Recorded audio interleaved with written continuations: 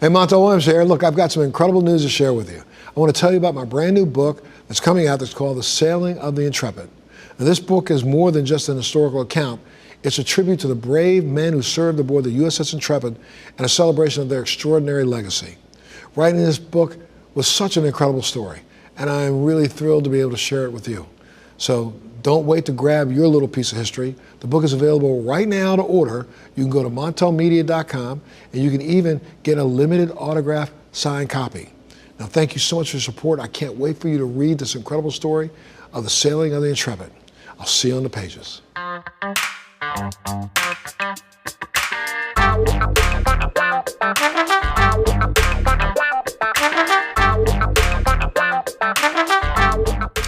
Well, welcome back to Let's Be Blunt with Montel, the podcast where we have a real honest conversation about everything cannabis, wellness, and the stories that inspire us all.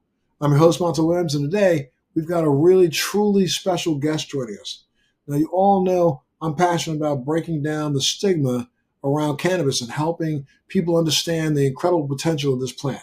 And today's guest is someone who's doing just that, especially for a demographic that doesn't always get the spotlight in this space. Mary Bernuth is the co-founder and president of Pharos Brands, a company that's redefining what it means to enjoy a cannabis beverage. Mary's story is so much more than just launching a brand. She's a woman who, in her 60s, took a leap of faith and leaped into the cannabis industry after a career spanning global brand launches, film publicity, nonprofit leadership, and even executive therapy. Mary, welcome to the show. Welcome to Let's Be Blunt with Montel. Thank you, Montel. Great to be here. Thank you for the introduction. Oh, my God. Thank you for being a part of the show today. I have to say, your story is pretty incredible. You had this very pretty rich, multifaceted career working with global brands, supporting nonprofits, and even helping executives navigate personal transformation. And then in your 60s, you decided to dive into cannabis in the space. What inspired you to take that leap? Well, first of all, in my late 60s, because I'm the same age as you, Yep. and I turned 70 in September. So, what inspired me to do this had to do mostly with helping people our age to have a wellness forward alternative to alcohol. We're at a point, and I'll say we, you and I, and people our age are at a point where alcohol is certainly okay. I like a glass of red wine, but I don't like how it feels. I really struggle with the effects of it. But most importantly, I work in psychotherapy. I changed careers at 50. I'm into changing careers, as you figured out. I changed careers at 50, went back to graduate school and got a master's in counseling. And I've been working with couples that struggle with alcohol abuse in the couple.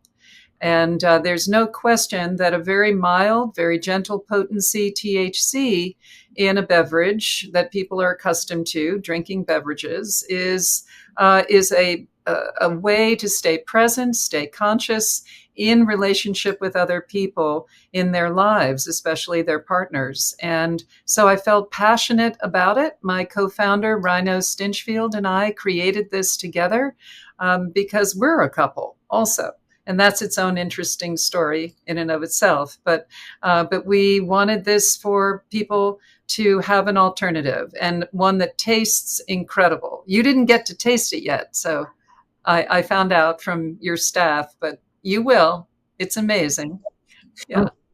Looking forward to it. Well, I love the fact that you're focusing on wellness-minded, mature consumers. And I think a lot of people in the baby boomer generation are curious about cannabis, but might feel hesitant or even a little bit intimidated. How does Pharos Brands address that? Well, the first thing we do to address it is we focus on safety and quality and education. That's our primary focus. We want to be sure that the consumer is fully educated on the category and they feel safe doing it. I have the same mission that you do, which is to destigmatize the category, legitimize the category, and make sure that people feel that they can enter it safely. 5 milligrams is generally a lower dose For your viewers and listeners that don't understand how this works, 5 milligrams is on the low side in terms of potency for THC, and it is manageable to drink that. A lot of people who may be listening also have taken a gummy, and they've experienced getting way too high, even on a gummy that says 5 milligrams or 10 milligrams. What's nice about a beverage is that it comes on much faster than a gummy. You're aware of the effects of it pretty much within 10 minutes, and then you can titrate as you need to. So you can start the beverage, drink a little bit, see how you feel, and then continue drinking it, just like a cup of coffee or a cup of tea, and you can decide what feels best for you. But our drinks are definitely gentle potency. That's how we refer to them, so that we can attract people our age into the category that haven't tried it, or may have tried it when they were younger, may have even tried it since some of the cannabis is in dispensaries, but that is very strong. I didn't use cannabis before I created this drink. I had a hard time with inhaling anything. That felt terrible to me. And gummies, I had tried one or two, and they were too strong, and it just wasn't. It wasn't how I wanted to work. So creating a beverage was an extraordinarily enlightening experience that it really helped. I don't hardly ever have a glass of wine anymore. I used to have a glass of wine a couple times a week, and now I don't have any, because I have this incredible drink to have, and ours is particularly tasty. We can talk about that too. Well, I mean, one of the things you've said a couple of times, and especially when it comes to our generation, and this industry seems to have forgotten probably what could be its best customers, because they keep focusing on the younger generation who wants to get as high as they possibly can, so they reach for the highest THC levels that they possibly can. And kind of in some ways, every now and then they ignore those who come to them who probably spend the most. I do a lot of pop-ups in dispensaries around the country, and have noticed just by casual observance, when I'm in a dispensary, you'll see the younger generation, and I'm not knocking anybody, but the younger generation will come in, walk out the store having purchased maybe $5 or $10 worth of product, a couple of pre-rolls, and they walk out the door. Where we'll see baby boomers walk out the door $200 to $300 worth of product, because they know exactly what they want, and they know how it makes them feel. And like you just said, the ability to go slow as you go, as slow as you want to go. The 5 milligram, 10 milligram products are really that kind of category for most people. Yeah, that's exactly why we like beverages, Montel. I mean, you're describing it perfectly. We created the drink specifically so that individuals could go slow and figure out their own pace. And we wanted to make sure that it tasted incredible. I don't know if you've tried a lot of the beverages that are out there, but there are many of them that are seltzers that are predominantly, they're flavored similar to a liqueur, but they don't have a full flavor. Many of the other brands, and we're friends with them. We've made friends with them, the owners of the other beverage companies, several of them. And I'd love to do a shout out to say hi to all of them, if any of them are watching, because we're all working hard in this space to legitimize the category. But our drink is definitely fruit forward. Ours is focused on fruit juice, fruit concentrate. We use fruit oil in our drinks so that you smell the drink before you even taste it. Our black cherry won the gold medal at the Wine and Spirits Wholesalers of America, because our people our age are not going to give up their beverages for something that tastes like pot in a glass. They're just not going to do that. So we wanted to make sure that it tasted as great as possible, something you'd want to drink whether it had THC in it or not. And that's what we did. That's what we created. Let's talk a little bit more about your background. You worked in film, publicity, nonprofit leadership, and even executive therapy. How have those experiences shaped the way you approach building this cannabis brand? I'm sorry. I'm laughing because I need a therapist now because it has been a wonderful journey. My life, I've always grabbed life with both hands and jumped off the edge. It's been my nature to do that. But how has it shaped my approach? I think that mainly it's shaped it by slow and steady wins the race is the main way it's shaped it. I think that over the years, it helps to develop patience, to mostly develop faith, I think. As an entrepreneur, trusting in your brand, in your process, in your growth is an essential piece. There's a lot of FOMO that can happen. If you're thinking, well, we better keep up. We got to get into the next state. My life experience prepared me to move methodically, slowly, and I guess deliberately. Same as methodically. I mean, we are very careful to focus on the quality of our drinks first, safety, testing, making sure that when a distributor takes our brand on and sells it in their particular state, that we've got a ground game in place that's allowing our drinks to be tasted. So we put together all of these tasting events at our retail locations to make sure that the customer can taste it first before they buy it. I would say that kind of maturity around patience in business, awareness of how I'm feeling emotionally on any given day, and trying not to let that drive too many business decisions, but to be clear-headed about all of it. It's really easy to get caught up. And it's also a little nerve-wracking at times because you're making plans for the future, but you still haven't raised all the money you need to implement those plans. So that's its own. We've completely self-funded this. Rhino and I have paid for everything up to this point. But we are now raising funds. But I would say that kind of maturity and experience over the years and psychological mindful awareness has been a key factor in how we've approached running our business. You clearly, you've got a method to your madness. So, I mean, right now, go ahead and give out your stats, your WW, whatever. Give out your stats so people know if they wanted to reach out to you, maybe get involved. I'm sure you've got a web page or something like that. Give out that information so people want to, you say you're looking for investors, people who might want to invest in you. Where would they go? Well, first they'd get in touch with us at pharosbrands.com.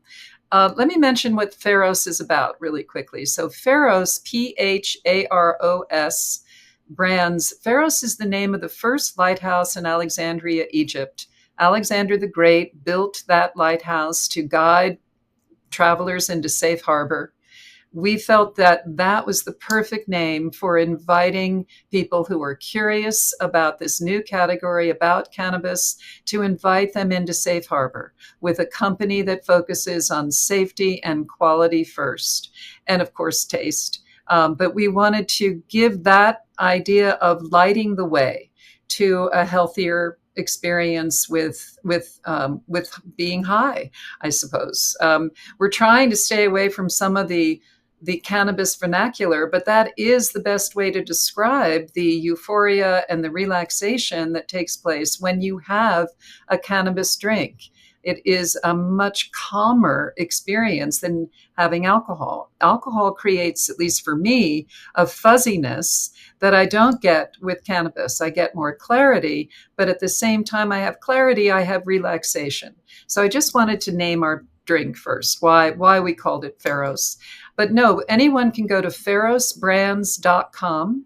That's our website, and they can find everything they want to know about us. Distributors can go there. Our consumers can go there. We do sell online our drinks, so your listeners, and they can buy our drinks online. I have to tell you, though, Montel, that's not our focus. We are not focused on direct-to-consumer. We want to align with the alcohol industry. They know the industry. They have appropriate age gating at 21 years and up. And we feel that that's an essential movement towards legitimizing the category, that aligning with alcohol distributors, getting into retail locations where wine and spirits are sold is our primary objective.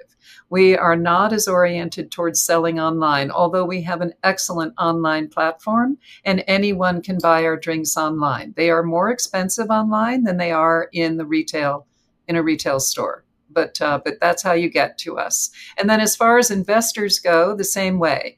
You can reach out to us, send us an email through our website, and we'll get right back to you. We are doing a raise with friends and family, and it's going very well because we're doing really well as a company. So.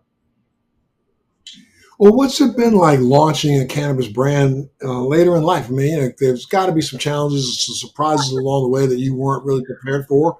Why don't you tell us a little bit about what those challenges and surprises look like? I love your questions. These are great. You should be a therapist. Right? You could go back to school just like I did, become a therapist. There you go. What are the challenges? I would say that some of the biggest challenges is in later life is this idea of security. There's a lot of people that are my age and yours that are thinking about how they're going to retire, how they're going to be secure enough financially to take them into a healthy aging with a decent amount of money in the bank. I think that I obviously I don't live that way. I want to just keep living to the max into all the things that I think are interesting and exciting, and risk. So I would say risk is the most challenging piece. I'm taking a risk. We are taking a risk. Rhino and I are taking a risk, and but I took a risk even being with Rhino. I think my personal story might be interesting to you. I was married very happily for 30 years. My husband was diagnosed with cancer. He was reliant on medicinal marijuana, and we lived in Colorado. It was an essential part of his cancer care. I'm an activist, an advocate for cannabis for cancer care. I think there are many people that listen to you that agree with that. And I was a witness to his life and his death. And he died in 2020. And I have a stepdaughter who's actually our marketing director and designed our website. And I have my own daughter, our daughter together, who is a therapist with me. We're in private practice together. ConsciousLivingTherapy.com is our private practice. I still see clients, and I am sort of a living testament to continuing to live after a terrible tragedy. When he passed away, I was really deeply. I was devastated by it. But after a couple of years, my girls encouraged me to date, which was horrifying to me at 67. And I went online and I met Rhino right away. And he lived in Montana. And he said to me, did you see that I live in Montana? He expanded his search to the Denver area, and I didn't see he lived in Montana. And he said that we can chalk this up to the shortest romance on record if that's a deal breaker. And I thought that was a pretty good line. We started talking online. Fortunately, we hit it off immediately. And I flew up to Montana to meet him 30 days after we met. And I did. I left Denver. I moved in. I left and came to Montana. My two grandchildren were particularly distressed. Grandmas don't leave. And I went and again grabbed life, both hands, and jumped off. And he was working in the medicinal cannabis space at the time in Oklahoma. and with Pharos Brands. But it was there was so much red tape, so much going on in that space, and the milligram count kept going up. They kept customers kept wanting higher and higher milligrams, and that wasn't what his passion was about at that time. The legal hemp industry, which I'd love to talk about also, but the legal hemp industry was just taking off. This was in 2023, and there were brands coming online. So he decided to pivot to this industry with a very low potency beverage. And that's when I said, I'm all in. I think it's important that we do this together. And so Well, we right, did it. right there, before you said I'm all in, what were some of the misconceptions you had about the cannabis industry before you said I'm all in? That's a great, great, excellent question. I think that part of my misconception is that I didn't use cannabis at all before I said I was all in. I watched. So wait, before you go any further, so you hadn't used it before you said I'm all in. Tell me about that very first experience when you say I'm all in, let's make a drink, but let me see what it is I'm selling to other people. Let me have one of the drinks myself. Is that how it happened, or did you try something else? We ordered some of the drinks that were available online. I didn't care for the taste, but I noticed right away that I really liked the feeling. I didn't get any of the feeling that I'd had the couple of times I'd tried cannabis. I didn't have that out of control paranoid feeling where my heart was pounding. I felt like I couldn't move. I hated that experience of using cannabis. And that was just a couple of times. One time was vaping. The other time was a gummy. And no, 2 times I tried vaping. And because my husband, as I said, needed cannabis for his treatment. So I kept thinking, well, I should try it at least. And the couple of times I did, I felt terrible. So when I tried a beverage, a low milligram, it was 5 milligrams. When I tried a beverage, I could control it. And I felt so relaxed. And it was a really good feeling. So that is the turning point. When I realized, like, it was like just a very clear recognition that this is a tool and a wonderful alternative to alcohol. Neither of us drank very much at all when I met him. So having something that could help chill me out, so to speak, help me relax in the evening, help both of us, was a great experience in our couple. It enhanced our conversation, it enhanced our relationship, and then that's what made me all in. Well, there are so many other baby boomers who I hear it from people all the time who talk to their parents or talk to their uncle or aunt. And there are a lot of baby boomers who are really canna curious, Yes. And but what would you say to them? What kind of advice would you give to some of those baby boomers who right now are still out there on edge and they're hesitant and they're unsure? What would you say to them when it comes to trying your brand or just trying cannabis because of its benefits? Well, I would say to them, first of all, I appreciate any caution that they're taking. That's the first thing I would say, is validate the caution. I think that there are drinks that are high in milligram count, and they need to be educated. They need to understand that they need to go slow in the beginning.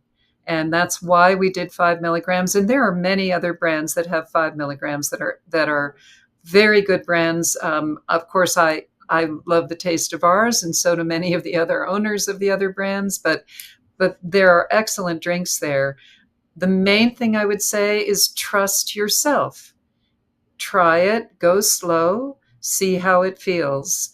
But there is no question, the feedback that we get from the people that have purchased our drinks online and also retail tell us unequivocally, the people my age, our age, that they sleep better, they felt refreshed in the morning, they feel so much more convinced that this is a healthy alternative for them.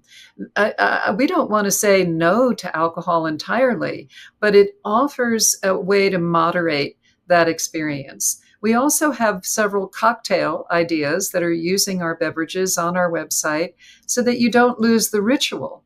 You have the ritual of making a drink, pouring it in a glass, adding some fruit to the drink if you want, or some other garnish, drinking it like a cocktail, so that you feel like you're going through the motions that you're used to, which is why I think a beverage is critical.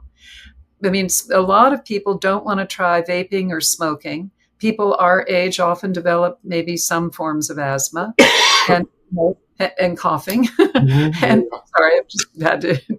And and so they need to have that beverage alternative to take the place of what's already a ritual in their life. Instead of pouring a glass of wine, they get to pour one of our delicious drinks. I mean, our drinks are all natural fruit, so you get the fruit color. Our black cherry is rich and looks like a glass of wine. Our mango looks like a beautiful glass of Chardonnay. You know, this is our raspberry lemonade is perfect rosé color. So you get to have that emotional connection to what's happening, but you don't have any of the effects on your liver, on your heart, on all of the things that are coming out today about the way that alcohol can hurt our bodies and our emotions. Well, you know, it's crazy. As a baby boomer myself, you know, I don't drink at all. I haven't had a drink of alcohol really. When I say haven't had a drink, I've had a sip every New Year's Eve for the last 20 years. I don't drink. I stopped drinking 20 years ago when I got diagnosed with an illness that, you know, said very clearly the medication I was on, it would exacerbate some of the negative side effects if I had used alcohol. So I literally was like, if I got to take this medication, why am I going to try to make it so it doesn't work the best? So I just completely did away with alcohol. And I have noticed for me, when you say, you know, I prefer cannabis in multiple different delivery systems, but I prefer it. I also drink it when I can have access to some drinks. I prefer that because what you said is that, you know, there's a better sense of clear-headedness. You know, though there is a slight euphoria there, it's mostly just a really good, well-feeling wellness kind of Yes, feeling. exactly. And that's what your Pharos brand is actually focuses on, is wellness and mindfulness. How do you see cannabis beverages fitting into, you know, the broader wellness lifestyle? Perfectly, to answer your question. I mean, there are cannabis beverages now that are being. There was a wonderful article written on having a cannabis beverage before you exercise in the morning, that it enhances an exercise routine in a way that allows you to get a better workout than if you did not have some cannabis beforehand. Of course, I believe that a beverage or a gummy, if you have to do a gummy, but I prefer beverage, is the way to go before you exercise versus vaping or inhaling something. But it's being used for that. There is a lot of cannabis that is using adaptogens and other types of products that enhance and energy, give you more energy. This idea that somehow cannabis makes you sleepier, drowsier, you can't function. There are many different kinds of, and your show in particular, thank goodness for it, is educating people. But there are many kinds of cannabinoids that specifically give you a little more energy. CBG is one of those cannabinoids. We decided to only use the THC in our drinks. We were going to put CBN, CBG, CBD in our drinks. We chose not to do that. We wanted to keep it as simple and straightforward as possible. But I would imagine that there are many people on listening to your podcast, watching this show, that have no problem using CBD to help them sleep at night. There are people that are constantly offering that in dispensaries. Please let me know how I can sleep but not get high. And I will say that a beverage with a gentle potency THC gives you a little bit of that euphoria, but also helps you sleep if you want. But you can have it in the middle of the day, and it's sessionable. It's you don't have to go to sleep with it. So I'm probably talking too much about No, this and not making a lot of sense. But I really think that this is essential for baby boomers, especially, to experiment, And, to try. you said something just a little couple minutes ago. Well, I want to try one of these things, but I really just don't want to be high. I hear people say that all the time when they have a glass of wine in their hand. It's like, what are you trying to do? You call that alcohol thing? What do you call that? That's not high. That's what do you call that? Something else? Right. And What do you call that? it really blows my mind because I mean I run into people all the time who will say this, knowing that I'm in the industry. Well, I would try it, but I just don't like that the idea of being high. I said, and do you drink a beer? Oh yeah, I drink beer. I drink alcohol.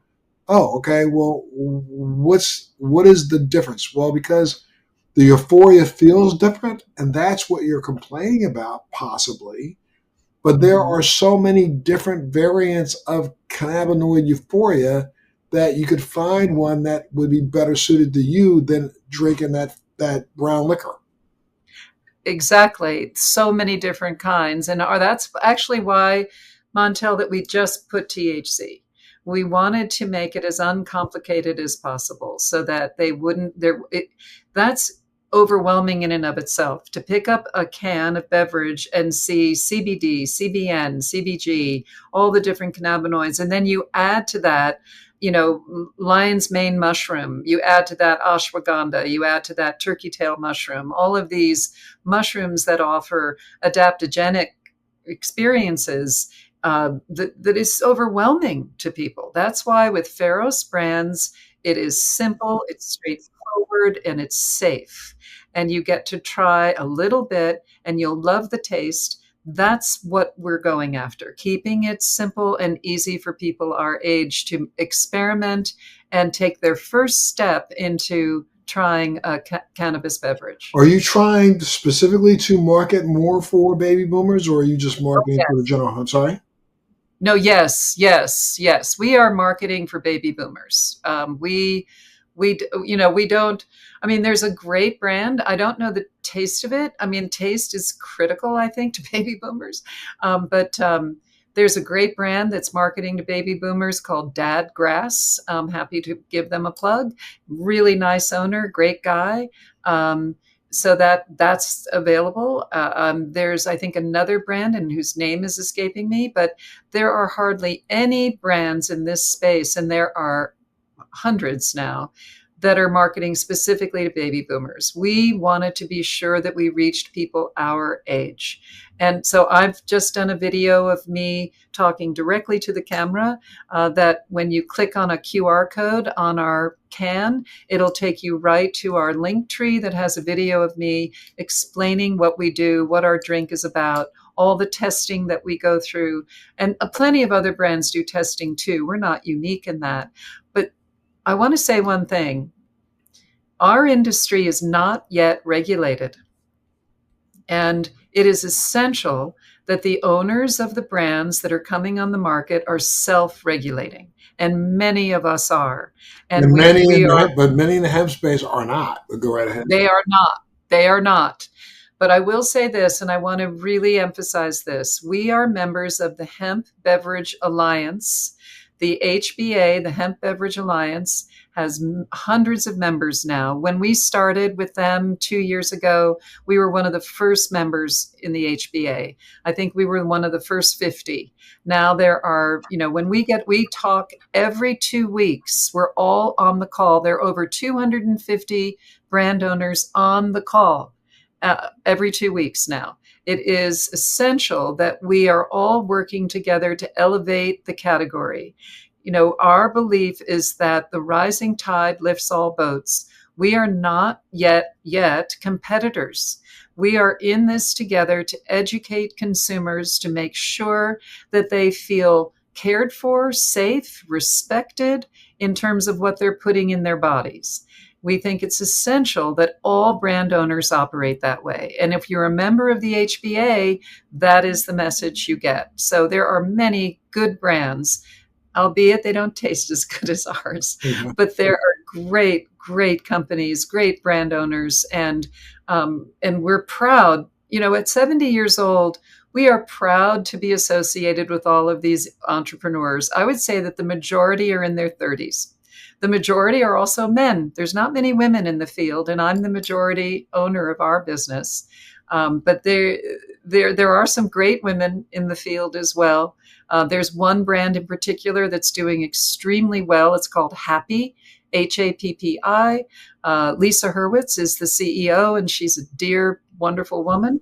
I'm happy to give her a plug on your show. Also a great brand, but her top selling milligram count is 5 milligrams for her online business. You know, people like 5 milligrams because it's approachable, it's sessionable. You can have a 5 milligram. It will come on in 10 minutes. It will be off within an hour and a half, usually. And if you want another, you can have another. So, you know, there are many people who bring one of our 4-packs to a party and they can drink through 3-4 cans over the course of hours, and they don't have any kind of issue. Well, as someone who's reinvented themselves later in life, what lessons have you learned about resilience and embracing change?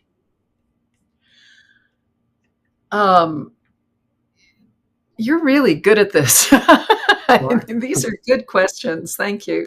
What have I learned about resilience, embracing change? I would say self-care is the number one piece. I live a healthy lifestyle. Not drinking alcohol is a big part of that healthy lifestyle, but I'm very careful not to have inflammatory food because I'm careful about, you know, arthritis and aging. I would say that exercise is a critical piece. But most importantly, without sounding too corny about this, love, kindness, patience with people. With our team, we've built a beautiful team of people. We've got now 7 people that work for us. They're all super qualified, wonderful people, but loving them, caring for them, sending out positive energy into the world. Working with my clients, I still love being a psychotherapist. I still have a handful of clients that I work with remotely that live in Colorado. I'm licensed in the state of Colorado and I work online. And a positive, loving embrace of the world, even with the world the way it is today, is very challenging. I think that starting each day with an attitude that is open to uncertainty. Starting a brand at 70, there's a lot of uncertainty. So becoming starting a brand at 70 as a woman is even more uncertainty. Right. You've faced some challenges that you kind of just barely touched on, but have there been some challenges because you are a woman that you've noticed yourself? And how have you navigated those obstacles? Well, it helps in my field of psychotherapy to be a woman where there's a lot of women. I think that men are given a bad rap as therapists. There's mostly psychologists are men. But in this field, in the alcohol industry, I would say that it is 90% men. I find being a woman and bringing that sort of energy to the table of joy, of compassion, of empathy. Not that men don't have those qualities, but I find it as an advantage. As far as discrimination as a woman, maybe there could be some discrimination around finance with raising funds, but I haven't found it. I think my maturity and my age is helping compensate for my gender. I think that does help as I'm getting older. Not that people who are older are automatically credible, as we've seen on the political front, but we are, as an older woman, I think that we have maybe a little more credibility for just what you said, what we've been able to navigate, what we've done. I mean, in my life, I've worked, before I became a therapist at 50, I ran an international fundraising company with my partner, and we worked for international agencies, several very well-known nonprofits, raising money for them. Again, in that sector, women were respected. I haven't had to climb the corporate ladder as many of my clients have. I have many female clients that are senior executives in the C-suite that have put in a lot of dues, much more than I have, in a professional space. I will say that there are a lot of young bros in the hemp beverage space, and they are lovely people. Rhino and I are like grandma and grandpa. I've got a nickname in the space, Canna Mom. I'm a mom to these people. They're my children's age, and I'm their parents' age. So I don't know. I'm not getting the pushback because I'm a woman.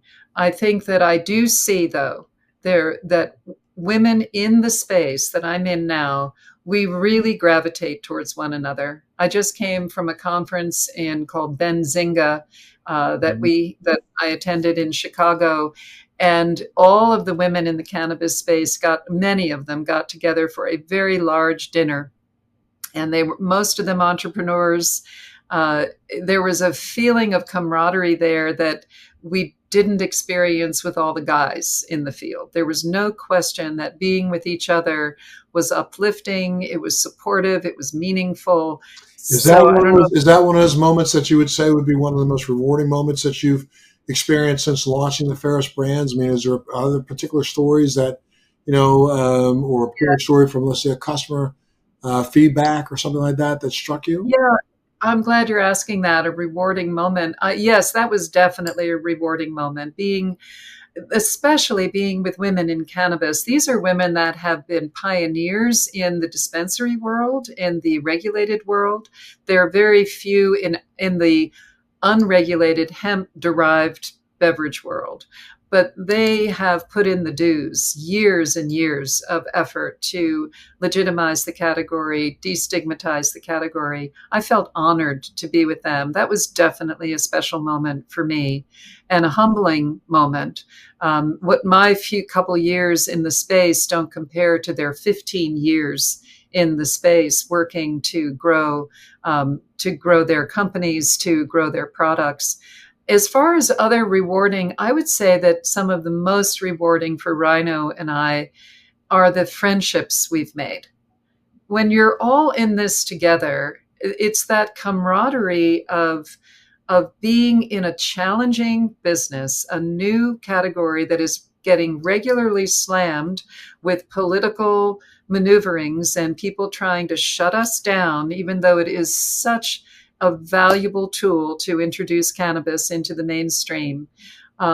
When we're all getting bombarded with changes, regulations, we're putting everything on the line. We're putting our money into the space, and certainly our personal funds. That creates a community of brothers and sisters. We are all supporting each other. We care about each other. We meet and talk regularly. I mean, our investment deck on what we're raising funds right now, it was stunning to our financial advisors that other brand owners endorsed our product and encouraged people to invest in our company. They said, we've never seen that before. We've never seen so-called competitors endorse each other and encourage other people to invest in the company. So the friendships we've made has been without a doubt the most rewarding piece of reinventing ourselves at 70, of surrounding ourselves with young people who are risk takers, who are putting it all on the line. We feel very proud of them in a parental kind of way, but we feel honored to be with them. Looking ahead, how do you see the cannabis industry evolving over, let's say, the next 5 to 10 years?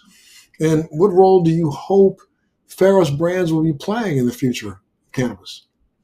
I would say that where I see it looking ahead, assuming that we get good players in the space, that we all self-regulate, that we are careful to make sure that whatever we're creating is safe for consumers, that we don't have bad actors in the space, and we move forward, I really do believe that gentle potency cannabis beverages are going to mainstream. We are mainstreamed. We are the first company, one of the first companies to work with a statewide distributor in the state of Wisconsin serving THC on tap.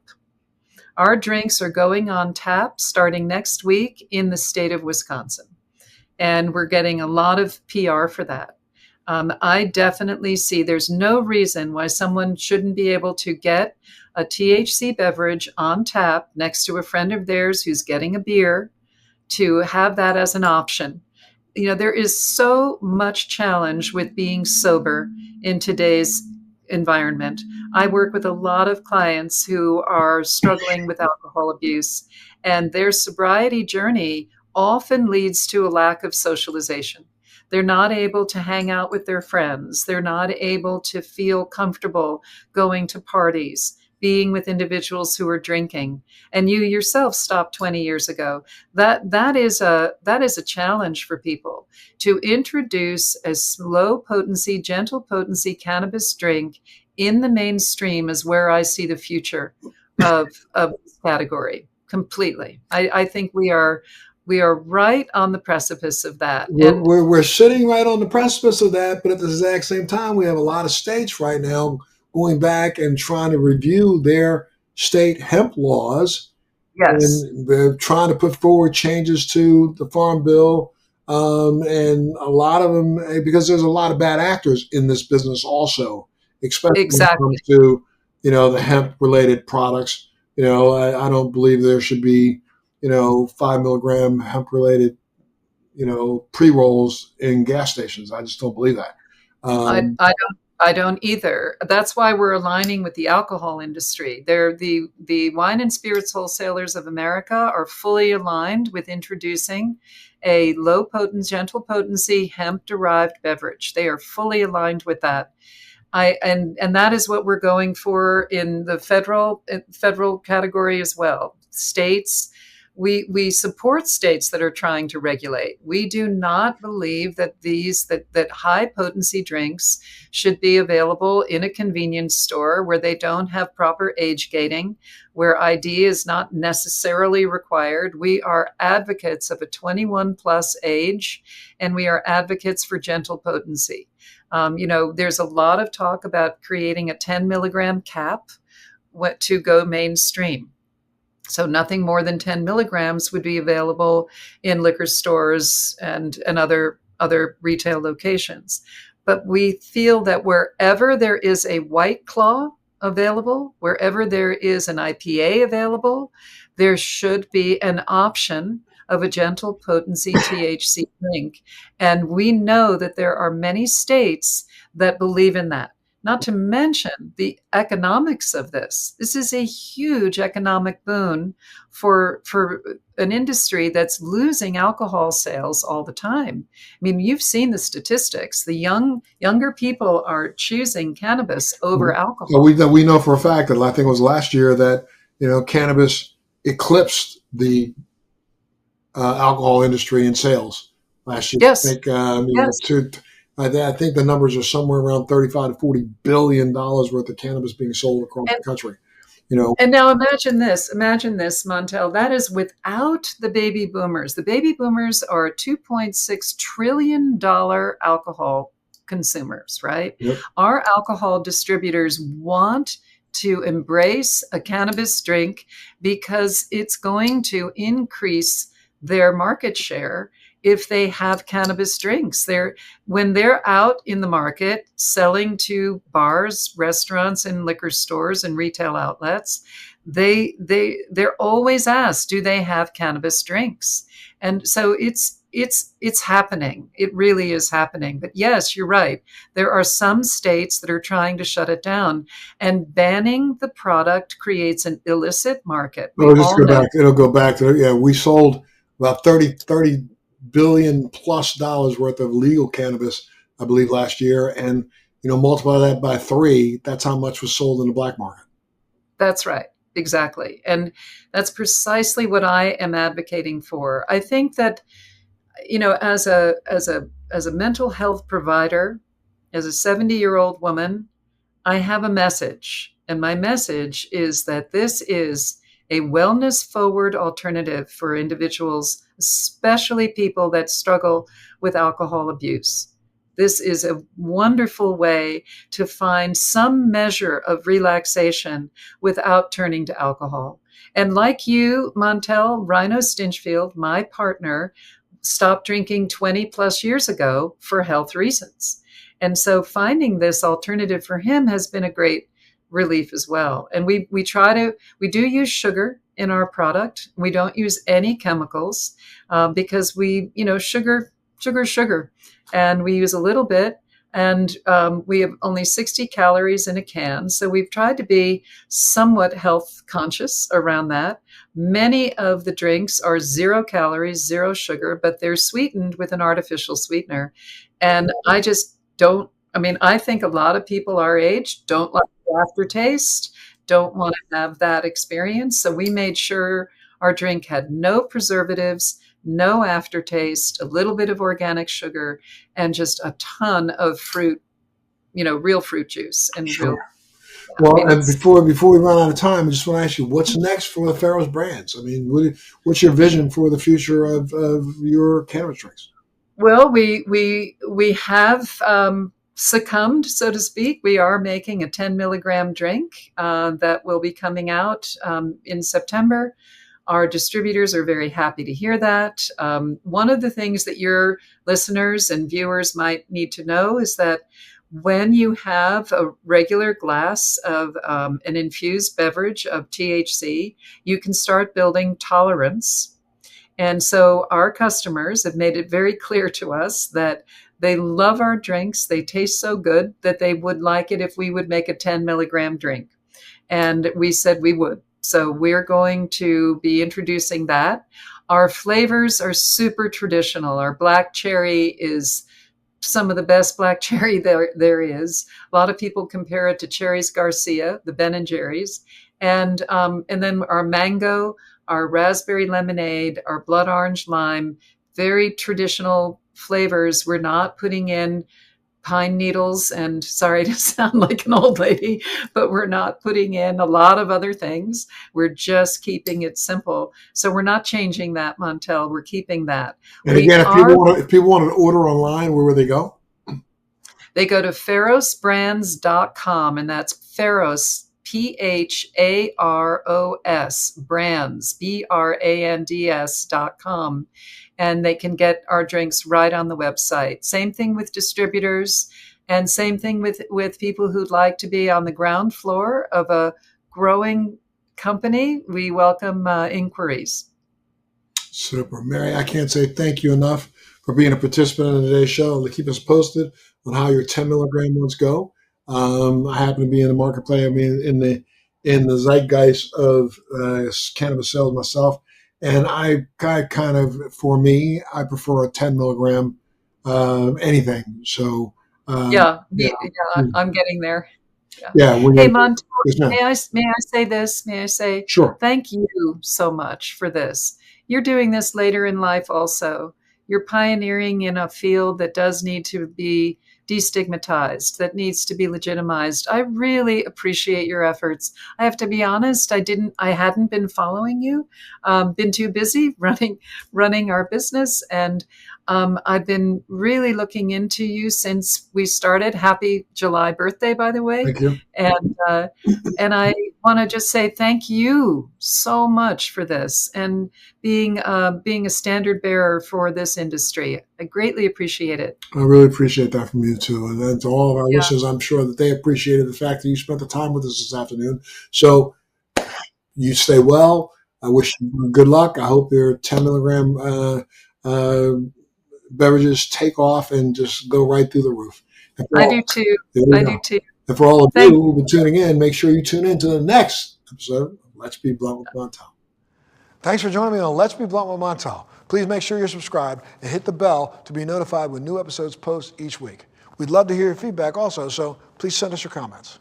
Military Makeover is so grateful for the support of Purple Heart Homes, a nonprofit organization that rebuilds and transforms the homes for our veterans. Our heroes come home with sacrifices most of us can't imagine. As a veteran myself, I've been there and founded Purple Heart Homes to help. When I tell the story of Purple Heart Homes, it's the freedom to not have to depend on somebody else to do the simple everyday things in life. Visit phhusa.org/makeover to learn how you can help.